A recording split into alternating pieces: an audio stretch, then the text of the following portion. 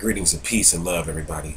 My name is Ram Hotep, broadcasting on behalf of the number 13, signs, astrology.com.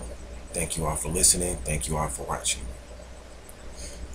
Been doing a lot of research and studying, and feel as though I'm bringing forth a new creation. I have to give birth to a new message. Have a message to bring you guys. And this is going to be dealing in the realm of ETs.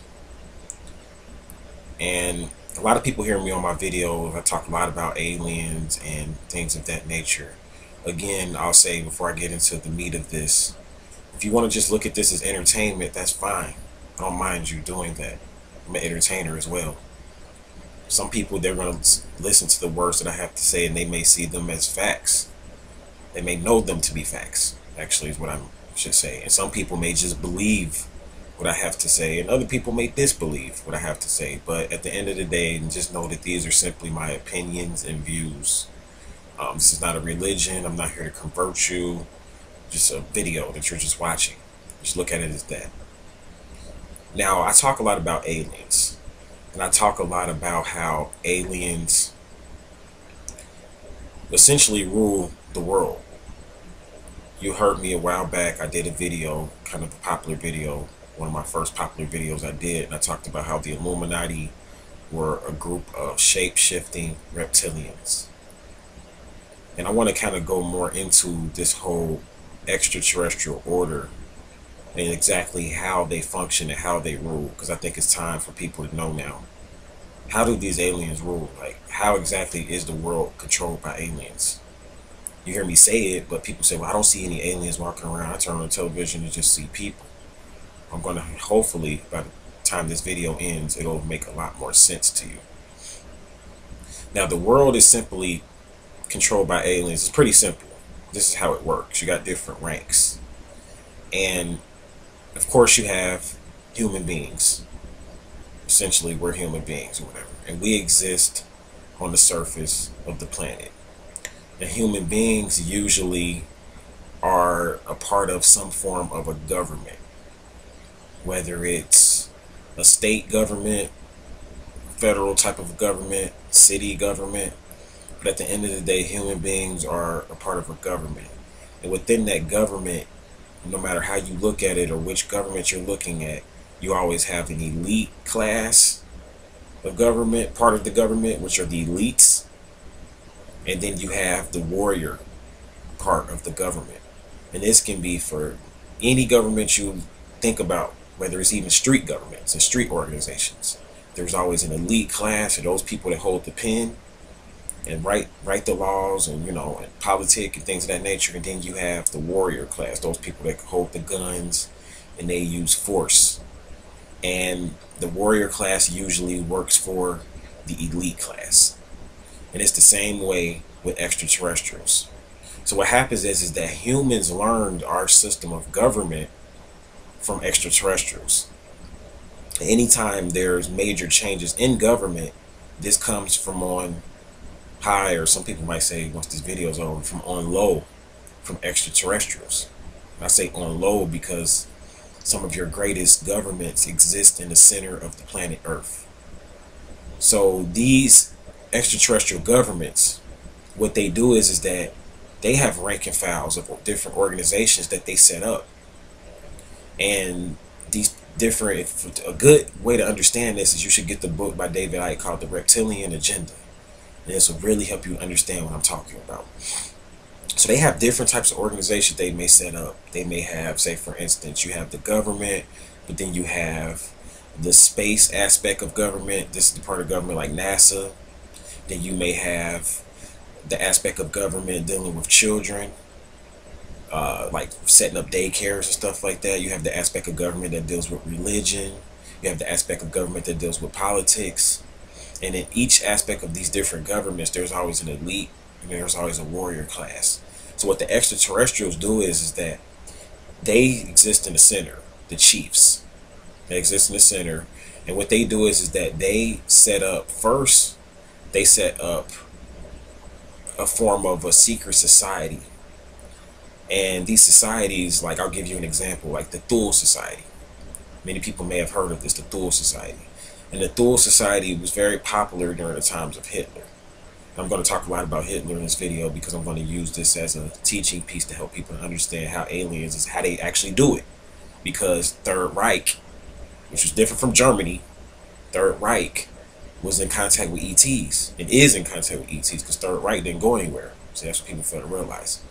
And government goes to the occult orders or secret societies, if you want to call it that.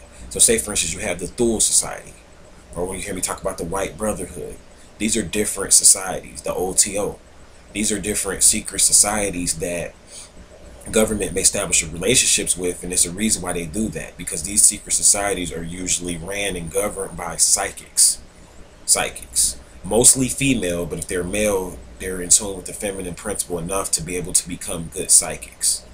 And these psychics are important because these psychics are the link between humans and extraterrestrials.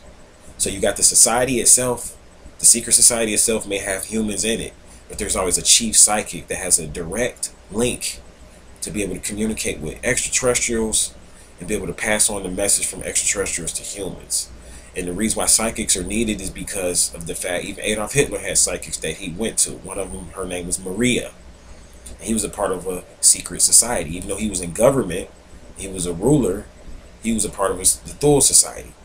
And Maria, the psychic that he would go to, was able to channel influences in from alien governments.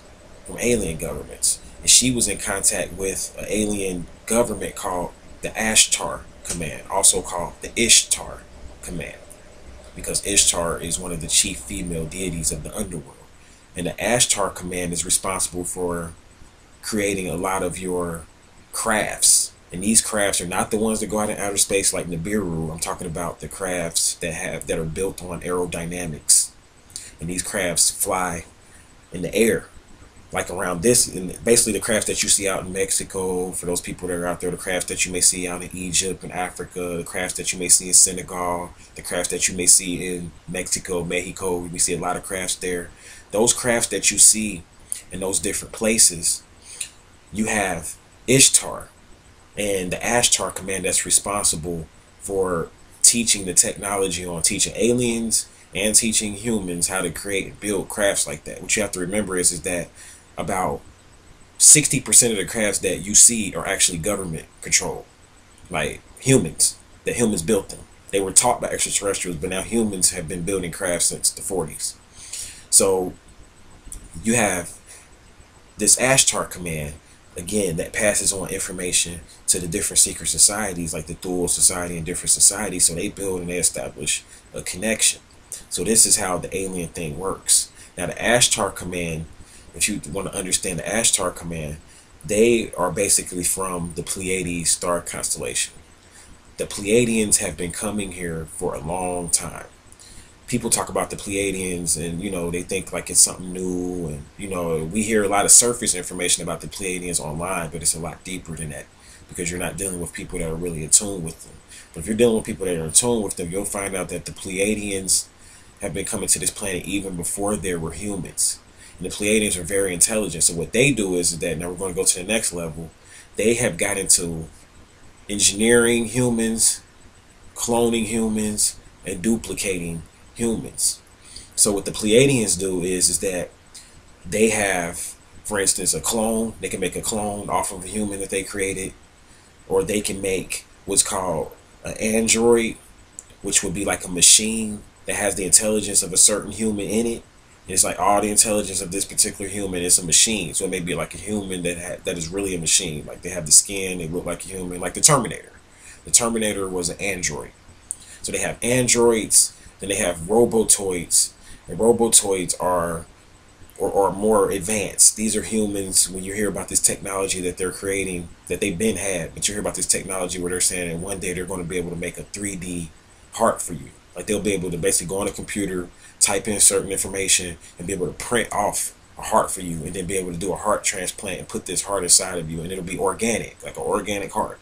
They have the technology to be able to do this because a robotoid is a machine, but it's an organic machine. So it's like the second Terminator. Remember, the first Terminator was made of metal, but then the second one, remember, he was a little bit more organic. I'm talking about the one that was hunting down Arnold Schwarzenegger, the second Terminator. Remember, when you would shoot him, he could grow back parts and stuff like that. So he didn't just, when he got shot, he didn't essentially just lose his limb. He could grow it right back. This is because he was basically a robo toy. And what they do is that once they perfect, so you have clones too. Let me talk about clones before I go into what they do and how they use these particular experiments. So you have clones, and people are like, man, you doing this video, man, you're gonna get into a lot of trouble. Like I said, it's just look at it like entertainment, you know, like who knows, this may or may not be true. But you have clones, and these clones are basically essentially humans that were duplicated or dubbed, or even just when you deal with the stories of the Anunnaki, and people understand those stories. For those that may not really have heard about them, some people believe that the Anunnaki were a group of beings that were responsible for creating humans. Some people believe that it wasn't just Adam and Eve in a garden and they began to mix and have more and more children. Some people believe that it was really a experiment that went on, and a being by the name of Ishtar, which is the Ashtar Command, going back to that, a being by the name of Ishtar was responsible, and some other beings with her, Nergal and different people, they were responsible for working with the Anunnaki and creating basically us, human beings, or Homo sapiens, what you would call it. So Homo sapiens are essentially really clones. Homo sapiens are composed of 24 different extraterrestrial groups to come up with the Homo sapien. We have reptilian aspects of us, we have mammalian aspects of us, then we have etheric aspects of us. So we have there's different types of beings that exist in the ethers. There's reptilian type of beings. There's 16 different reptilian type of beings, actually. Then you have like over 20 different mammalian type of beings, mammals. And this is when you get into astrology, when you deal with, like, this is why they use animals in the zodiac, like Leo is a lion, Aquarius is a human carrying water, and Cancer is a crab, which is like somewhat of reptilian type. So you have all these different, well, actually insect / reptilian types. So you have all of these different types of humans, different types of animal traits here on this planet. But you got to remember, all of this, according to these writings, was a part of an experiment. So the question is that who was able to come up with this technology, and and why did they do these things? So they create all these different beings or whatever, right? So then, you know, we're existing on the surface. We don't really know who our parents are. Some of us say God, or some of us, you know, say we just got here, came from just growth and evolution. But we know, if we study evolution and science, you'll see that there are certain points in our evolution that it's like, okay, how do we get from this stage of crawling on all fours to being able to stand upright? There's the missing link in science has not really been discovered, and this is because of cloning. And cloning basically is when they fuse two different parts together to create something new. So these aliens, they were masters at cloning. They learned this from the Ashtar Command, and the Ashtar Command came from Pleiades and Arcturus, and they learned this from the Anunnaki. So the beings in the Ashtar Command were not necessarily the Anunnaki, even though they were a part of that order. Basically, what's going on here is that the Anunnaki came and then settled in Pleiades long before the reptilians came to Pleiades. So then the reptilians came to Pleiades after the Anunnaki. The Anunnaki is a separate group of beings. They're called the Anutu. That's a better way of putting it, because they're really not called Anunnaki so they get to this planet. And I know I'm saying a lot here, but just go back and watch the video over and over again. You can get the meat of it. But they're called the Anutu before they incarnate here on this planet. So the Anutu came into the Pleiades and Arcturus star constellations before the reptilian type of beings came there. The Anutu are separate type of beings, but the Anutu taught the reptilians certain technologies. They taught them how to do certain experiments. So what happened was that these reptilians went and transported this knowledge and information into the center of the earth, and they created a connection and a link and a portal to where they can go to the Pleiades star constellation real quick based on certain portals, and during certain times when certain portals open and close, they can go back to the Pleiades star constellation, get more information or get more equipment, then come back. So they did this. They transported life from that constellation here. So when you start to deal with a lot of people, when they think about the Pleiades, they think of them as being pale with blue eyes, and that's the image that they use now. But you got to remember is that they were reptilians first, and there were also Pleiadians that were melanated, a part of the Ashtar Command. What I'm getting at here is that when you deal with the races and you start to study the races, if you really understand it from a third or fourth dimensional standpoint, all of the races are clones. No matter how you look at it, they just use different types of extraterrestrials to create more melanated type of beings, and they use different type of extraterrestrials to create what you would call so-called pale beings, or beings that are melanin deficient. And even Asians come from a different type of extraterrestrial. Asians are different from even, their hair is different from melanated beings, and their hair is different from what you would call so-called pale beings. And they come from a different group of extraterrestrials. And I'm going to do a video on that, so I'm not going to talk too much about that here. But my point I'm trying to make is that they partake in these experiments, and then they seed the surface of the earth. And the surface of the earth is basically, we're like soldiers to them. And anytime they want to change something, these beings are powerful. They have ray guns and guns they can just point out the surface, and they can point it at you from the center of the earth, find out where you're at as far as location, point a ray gun at you, and they can change your thoughts. So when you hear me talk about aliens are running the world and they're able to do all this magnificent stuff, it's all based on technology. So they have chiefs that they send out, like the psychics. The psychics are key because they are in tune with the aliens more so than any other person.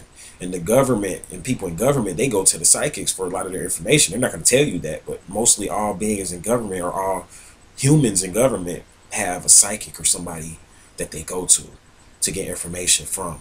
So they appoint, basically what I'm saying here is that your chief or your elite that's in government always has a go-to, or a psychic or someone that they go to get information. And the psychic, they always have an alien or somebody, or alien or some form of extraterrestrial that they go to for information. And that's how the story goes. So the way they rule the world is they keep a system of checks and balances. Like when you study androids, like the Android phone, for instance, you got to know that the Android phone is basically a technology that was created by extraterrestrials. And the Android phone can take, basically the things that you do on that Android phone are being recorded based on algorithms and formulas that were created by extraterrestrials. And they store this information, and they, over a period of time, they store all this information. And if you ever get out of line, if you're like a governor or something, and you got an Android phone, and basically one day you got out of line and they wanted to replace you, they will always create a robotic version of you. And a lot of times it's not even if you get out of line. A lot of times they want, like say for instance, they want the president to be in 3 places at once. They have a robotic version of the president. Jimmy Carter, for instance, you'll see him on different pictures, and I got the research. I could show you some of the pictures or whatever at another time. But if you research some of the older news magazines, you'll see that a story came out talking about how Jimmy Carter was an extraterrestrial.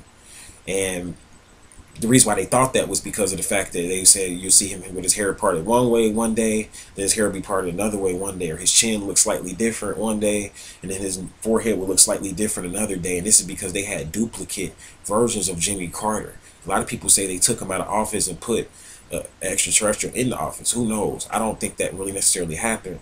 From my channels, and what I get from it is that when you get into those elite positions, you get to find out about the extraterrestrials, how they rule the world. They basically hit you with the whole full disclosure program.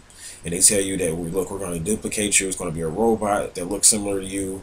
So just in case you can't be here or there, we're going to have this robot sometimes come and speak on your behalf. And that's how things work or whatever, as far as dealing with how they rule the world. So they rule the world. All of this takes place in the center. All of the technology and things like that takes place in the center of the earth. When you hear me talk about Dembala Weedo, you have to know that Dembala Weedo is actually a elite reptilian. And Dembala Weedo, he broke away from, there's different reptilians and they're fighting. See, they have wars on top of wars on top of wars. So he broke away from this other class of reptilians and decided that he was going to start working with humans. And in the reptilian order, his name is Haton. This is where you get the term Satan from, but it's really Haton, H-A-A-T-O-N. And Haton, or Dembala Weedo, they call him voodoo, because that's what they were known as in voodoo. And wait till I do my video on voodoo, I'll go more into that. He broke away from the order of the reptilian order. He basically waged war against them and started his own order. And he is kind of like, he's agreeable to humans. He wants to help. He's really the one that's leading up this whole free thinking movement. This is why when you hear me talk about him in the Garden of Eden, and you hear about God giving them certain orders, and you hear about the snake or the serpent giving out certain orders, the serpent was a free thinker. And he was the one giving out, like when you talk about the truthers and those people that want to break away from the status quo, he's the reptilian or the extraterrestrial or the go-to that is responsible for all of that. Even though some free thinkers and truthers have no idea what the hell I'm talking, they could be watching this video and be a free thinker and truther and be like, I didn't know that. What are you talking about? It doesn't matter. You don't have to know him because of the fact that they have technology to where when he chooses someone, pick someone he wants to work with because he knows that person has influence, he's going to basically work with that particular person, influence their thoughts through, I mean, a higher version of technology, a higher version of mind manipulation. And the reason why is because he wants to break and help to free humans. He's kind of similar to Inky. It goes back to the Inky and Enlil story, where you had Enlil that was a part of the council. Those people that know the story know what I'm talking about. And he basically just wanted to do whatever the council of aliens wanted to do. He didn't really give a fuck about humans. Then you have Inky, where he was like responsible for creating humans. He took part in the experiments of creating humans and gave some of his organs out and gave some of his DNA out. So he was like a father, like how you give your semen to your son or your daughter. So you're responsible for the creation, right? So you build up an emotional attachment. So this is what happened with Dembalawedo. He built up emotional attachment for us, so he has an invested interest to see humans become free because that helps out with his order. So this is why you have different aliens and you're like, with certain people, like if they're all just aliens, how come they all just don't come in the world and kill all the humans? They need the humans. The humans are their slaves, are their servants. This is why in Islam they say you're Abdullah. Abdullah means you're the slave of Allah. Where did this come from? Allah, in that particular context, is an alien, an extraterrestrial being, whether you like it or not. I'm not here to knock anybody's religion, though.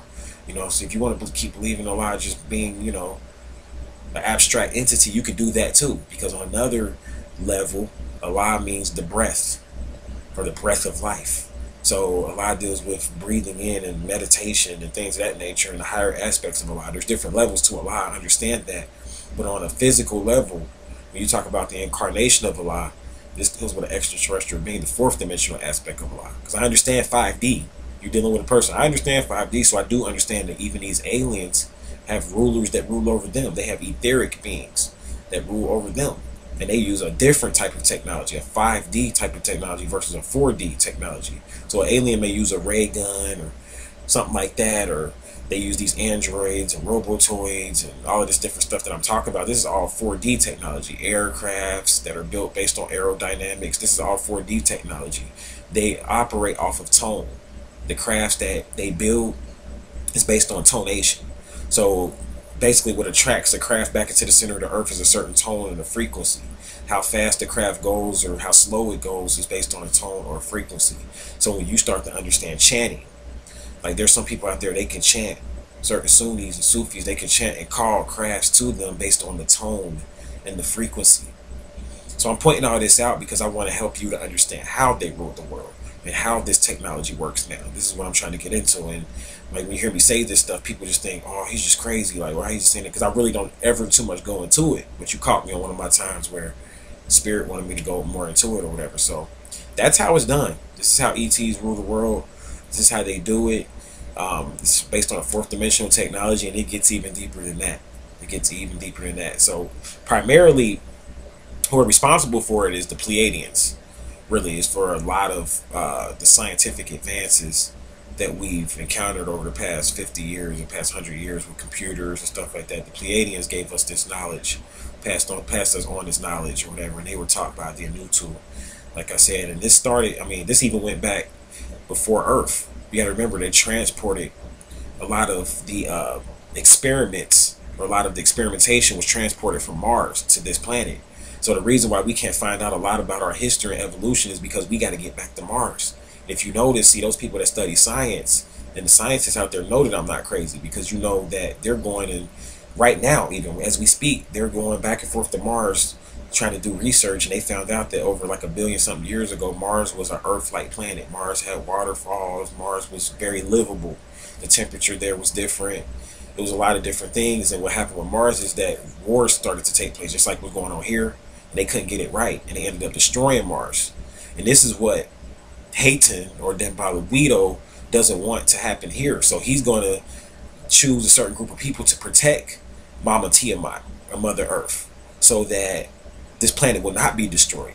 like what happened on Mars or whatever. So in order for us to really learn about our history or his story or the alien story or our story, we got to go back to Mars. Like, it's not here. All of it is not here. We can dig and dig and dig, but there's more to it. There's more to it. So, and a lot of the beings, I'll shut the video down after I say this. So I did want to point out one other thing, is that a lot of the beings that are in communication with, a lot of human beings that get in communication with extraterrestrials, they do so by going to the South Pole or North Pole. There's pyramids in the South Pole, and you can go into the center of the Earth from the South Pole. And basically, what happens is that you have this guy by the name of Admiral Byrd. You can research him. Admiral Byrd was an admiral in the U.S. military, and he discovered an entrance into the center of the Earth, and he found out that in the South Pole it's not all freezing cold. It's very warm there once you get so deep into it or whatever. They have, you know, waterfalls. And it's a very tropical climate, and this is because in the center of the Earth they have a climate control there. There is no wind there. There is no. It's not like the surface. The surface is actually very much uninhabitable compared to the center of the Earth. You can live way longer if you were invited into the center of the Earth and into those orders, like the Order of Shambhala. There's an order called the Order of Shambhala. And if you were invited into the Order of Shambhala, you can live a lot longer. This is when you deal with immortals. See, immortals get invited into the center of the Earth. So at first they'll take your light body, and they'll bring your light body into the center of the Earth. But over a period of time, eventually they'll invite you physically into the center of the Earth, and this is when you go to the next level or whatever. So when Hitler, they said Hitler died or whatever, but Hitler didn't die. He moved to South America. Why did he move to South America? They had his double. Hitler had a double that died, or his clone, some people say, or whatever. He was, or his robotoid. He was the one that burnt up in fire. Hitler didn't die. The real Hitler, the real one, moved into South America and moved close to the Yucatan and all of that. And he was invited into the inner order. See, at some point you have to die when you get into these orders. You have to disappear from the surface of the Earth and go missing. See, a lot of people, like, they think, like, say for instance, the people that think like Elvis isn't dead and Michael Jackson isn't dead, they might not be dead. They might not be dead. They might have got invited into the center of the Earth and into the ranks of the order of the Earth and got invited in with the extraterrestrials. Over a period of time they did certain works and they passed certain tests and initiations, and they were invited in. They were initiated. So that's going to do it for me. I'm going to go ahead and shut it down. I know I'm giving a lot of information here. I'm going to go ahead and shut this video down. So until we meet again, I'm going to leave you in. Namaste. Peace.